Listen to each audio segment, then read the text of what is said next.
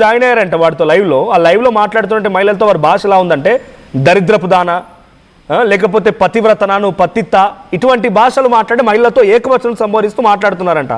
ఆడికి సపోర్ట్ చేసే వాళ్ళు ఉంటే కంటిన్యూ చేస్తున్నారు, లైవ్లో ఏదంతా కట్ చేస్తున్నాడంట. ఇలా మనకు తెలిసే ఇన్ని రకాలుగా చేస్తున్నాడంటే మనకు తెలియకుండా ఇన్ని దేశాలు తిరిగాడు కదా వాడు.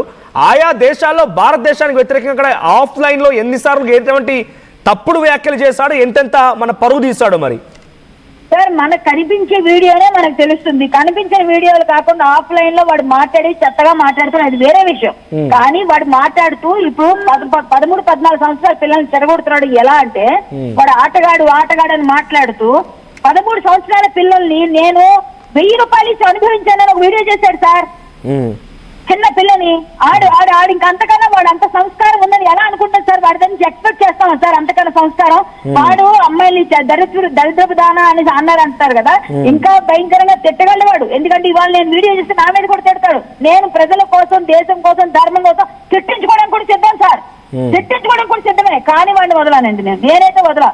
ఎవరు వదులుతున్నా ఏం నాకు తెలియదు. కానీ కన్ఫర్మ్ గా చెప్తున్నా, వాడు మాత్రం పరమ రోగ్, పరమ వెధవ. ఇలాంటి వెధవల్ని మనం సపోర్ట్ చేయకూడదు. దయచేసి భారతీయులందరికీ నేను చేస్తున్న విజ్ఞప్తి ఒక్కటే, మన తెలుగు వాళ్ళే 2.5 మిలియన్ ఉన్నారంటే 2.5 మిలియన్ అందరూ తెలుగు వాళ్ళే. వాడు తెలుగులోనే ఏదైనా చేస్తాడు, వేరే భాషలో చేయట్లే కదా. అంటే మన వాళ్ళ ఎంకరేజ్మెంటే. సో మీరు అందరూ కూడా వాడిని అన్ఫాలో చేయండి, వాడి అకౌంట్ లో రిపోర్ట్లు కొట్టండి. దయచేసి భారతదేశంలో రక్తం మరుగుతుంది ఒక్కొక్కరికి. ఈ రోజు మీకు వాడిని ఇండియాకి రప్పించి కుక్కను కొట్టినట్టు అనకూడదు. సారీ ఆ మాట, మా కుక్క కూడా బాధపడుతుంది వీడితో పోలిస్తే. అంటే అంత విశ్వాసం ఉంటుంది దానికన్నా. వీడికి అది కూడా లేదండి. విశ్వాసఘాతకుడు. అంటే నేను ఆల్రెడీ నా బ్యాంక్ బ్యాలెన్స్ 6 కోట్ల రూపాయలు ఉంది, కానీ నా గురించి వ్యతిరేకంగా మాట్లాడే వాళ్ళు టమోటా ఉల్లిపాయల కకృతిపడి వీడియోలు చేస్తున్నారు అని మీ సమ్మలేస్తున్నాడు. అవును సార్, ఎందుకుంటుంది సార్ 6 కోట్ల బ్యాలెన్స్? 6 కోట్ల బ్యాలెన్స్ ఎందుకుండదు? మనం చూస్తున్న ప్రతి వ్యూ వాడికి పేపర్ వ్యూ లాగా వెళ్తుంది. వాడికి ఖచ్చితంగా వాడికి డబ్బులు వస్తున్నాయి. ఆ డబ్బులన్నీ వాడు వెనకాల వేసుకొని విర్రవీగుతున్నాడు. ఫ్యామిలీని కూడా షిఫ్ట్ చేస్తున్నాడు వాడు. అన్ని విధాలుగా ఇప్పుడు వాడు సెటిల్డే ఉన్నాడు. వాడికి ఏమండి, వాడికి అసలు 60 రూపాయలే కష్టం ఉన్న రోజు మనిషికి 6 కోట్లు వస్తే ఎలా ఉంటుంది సార్? రేపు 600 కోట్లు అయినా కూడా ఆశ్చర్యపోకర్లేదు. మన వాళ్ళు ఇస్తున్న వ్యూస్, మన వాళ్ళు చూస్తున్న, మీరందరూ దయ ఉంచి వాడిని అన్ఫాలో చేయండి, వాడికి రిపోర్ట్లు కొట్టండి, బ్లాక్ అవ్వాలి వాడి అకౌంట్స్. ఇదే నేను చెప్పే ఒక సందేశం అనుకోండి, ఒక అభ్యర్థన అనుకోండి, ఏమైనా అనుకోండి. ఒక ఆడపిల్లగా నా ఆవేదన. సీతామాతను అన్నవాడు, సీతామాత అంటే ఒకటి నేను 3 నెలలు జైల్లో పెట్టించాను సార్. నేను సీతామాత గురించి తప్పుగా మాట్లాడితే 3 నెలలు ఇప్పటికీ వాడు తిరుగుతున్నాడు. 3 నెలలు బయటికి రాకుండా చేశాం మేము. ఎందుకంటే సీతామాత మాకు ఆదర్శం. పరమ పవిత్రమైన ఈ భారతదేశంలో పుట్టిన ప్రతి ఆడది మాకు పూజనీయమైన తల్లిగానే భావిస్తాం, మాతృమూర్తిగానే భావిస్తారు. అలాంటి మాతృమూర్తుల గురించి నువ్వు మాట్లాడతావు, ఇష్టం వచ్చినట్టు తిడతావు. భారతదేశం అంత చెత్త దేశం అని లీగల్ యాక్షన్ కోసం మీరు కూడా కంప్లైంట్ చేస్తున్నారనేటువంటి వార్త వినిపించింది, నిజమేనా? అవునండి, నేను కంప్లైంట్ చేస్తున్నాను. వాడి మీద కంప్లైంట్ అయినాక నేను ఎఫ్ఐఆర్ తో కలిసి వస్తాను. మళ్ళీ ఖచ్చితంగా వాడిని వదలండి. ఎవరు వదిలేసినా నేను వదలను, వాడిని వదలకూడదు కూడా. ఇలాంటి వ్యధవల్ని వదిలేస్తే ఇంకొక 10 మంది పుట్టుకొస్తారండి. వీడేమో గిఫ్ట్లు ఇస్తాడు వాళ్ళకి వీళ్ళకి, అన్ని ఫోన్లు చేసి పాపం మంచివాళ్ళలాగా పోజులు కొడతా ఉంటాడు. ఏముండే 6 కోట్లు సంపాదించిన ఒక 1 లక్ష రూపాయలు పోతే వాడికి ఏమీ కాదు చెప్తున్నా.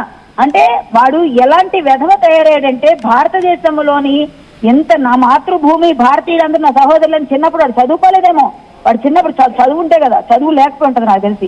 ఏదో చదువుకోకుండా అక్కడికి వెళ్ళి ఏదో వంటలు చేసుకొని బ్రతుకుతున్నాడు, ఏదో సంపాదించుకున్నాడు, ఆనందపడాలి. బూతులు మాట్లాడేవాడు సార్, బూతులు మాట్లాడితేనే వ్యూస్ సార్. మరి ఘోరం. మంచి మాట చెప్తే ఎవరు వినరండి. కళ్యాణి గారు ఒక్కసారి హోల్డ్ ఉండండి. వెస్ట్ బెంగాల్ దగ్గర నుంచి ఒక కాలర్ ఉన్నారు, ఆయన ఆర్మీ బార్డర్ లో ఉన్నారంటే నరేంద్ర గారితో మాట్లాడతారు. నరేంద్ర గారు సార్ నమస్కారం సార్, మాట్లాడండి సార్. మన దౌర్భాగ్యం ఏంటంటే వాడు విదేశాల్లో ఉండి మన ఇండియాని తిడుతున్నాడు. అవును, మనం ఇక్కడ నుండి ఏం చేయలేకపోతున్నాం. మీరేమైనా చేయగలిగితే వాడిని రిటర్న్ తెప్పించగలరా? ఇండియాకి నేను రానంటున్నాడు. దరిద్రం ఇండియాని దరిద్రం అంటున్నారు. మీరు బార్డర్ లో ఉన్నాడు. Baby you are from army right?